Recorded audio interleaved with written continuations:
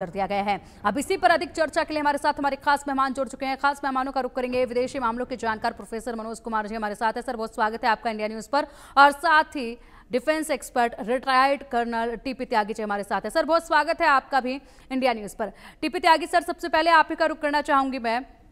America से मदद मिलने का जैसे ही ऐलान हुआ, मदद मिलने से पहले ही रूस ने यूक्रेन पर हमले तेज कर दिए हैं और अब एक बार फिर से बड़ा हमला किया गया है। यानी कि इसको ये समझा जाए कि जब तक मदद मिलती है तब तक जितना हो सके यूक्रेन को नुकसान पहुंचा दिया जाए। जी हाँ, मैं इसके पीछे दो छुपी हुई बातें बताता हूँ। देखिए, ये तो क्लियर है कि रशिया ने बैलिस्टिक मिसाइल से, क्रूज मिसाइल से, ड्रोन से, ग्लाइड बॉम्ब से अटैक किया है, जिसमें इस महीने के अंदर ही करीब 200 से ज्यादा यूक्रेनी मारे गए हैं। अगर इसे कंपेयर करें तो पिछले साल जून के मुकाबले जो अब रशिया ने ताबड़तोड़ हमले किए हैं वो 10 गुना ज्यादा है। और ये हमले इसलिए तेजी से किए जा रहे हैं ताकि इससे पहले कि अमेरिका और यूरोप की मदद उसे पहुंचे, तो उसको बुरी हालत में कर दिया जाए। यहाँ तक तो ठीक है।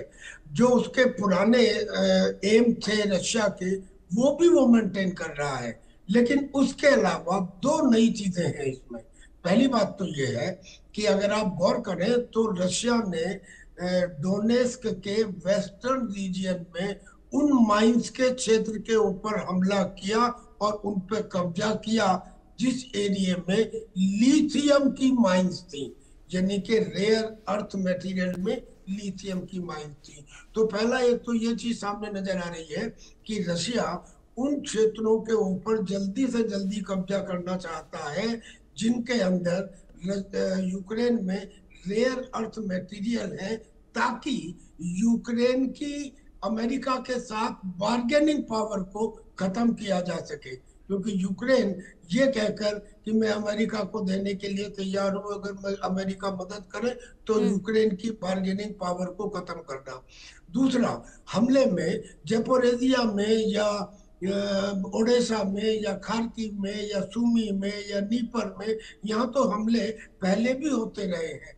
लेकिन लवीव में हमले पहले भी हुए, लेकिन लवीव में जिस सीवियरिटी से हमले किए गए हैं वो इसलिए किए गए हैं कि अमेरिका और नेटो से आने वाले हथियार पोलैंड में आते हैं और पोलैंड से वो लवीव में आते हैं और लवीव से फिर वो फ्रंट लाइन में भेजे जाते हैं ईस्टर्न पार्ट ऑफ यूक्रेन के अंदर। तो लवीव के ऊपर स्पेशली हमला करना और उन एरियाज को अपने कंट्रोल में लेना जो यूक्रेन को रेयर अर्थ मटेरियल की वजह से बार्गेनिंग पावर देते हैं, ये दो नई चीजें हमले में। और ये तो है ही कि अचानक हमले बढ़ा दिए गए हैं ताकि अमेरिका के हथियार आने से पहले ही हो जाए। लेकिन अमेरिका के जो हथियार आ रहे हैं उन पर भी गौर फरमाइए। अमेरिका ने तो ये कहा कि हम आपको पैट्रियट मिसाइल देंगे, हम आपको हेल्प फायर मिसाइल देंगे, हम आपको प्रिसीशन गाइडेड आर्टिलरी देंगे वगैरह, लेकिन हम आपको नहीं देंगे। हम ये नेटो को देंगे। नेटो 100% उसकी कीमत हमें रिइम्बर्स करेगा और फिर नेटो चाहे तो वो आपको दे देगा। अब ये दो घुंडी है। पहली बात तो ये कि क्या जरूरी है कि नेटो जो हथियार मिलते हैं उनको यूक्रेन को दे दे।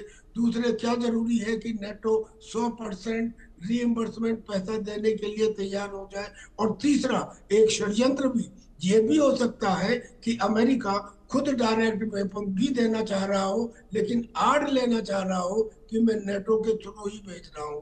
और यही कारण है कि क्रेमलिन ने यह कह दिया है कि अब ठीक हमें है, बिल्कुल डोनाल्ड सर। ट्रंप के त्यागी बदले। सर, आप बिल्कुल ठीक कह रहे हैं। और अमेरिका जिस तरीके से लगातार नजरें बनाए हुए है रूस पर, उसके हर हरकतों पर,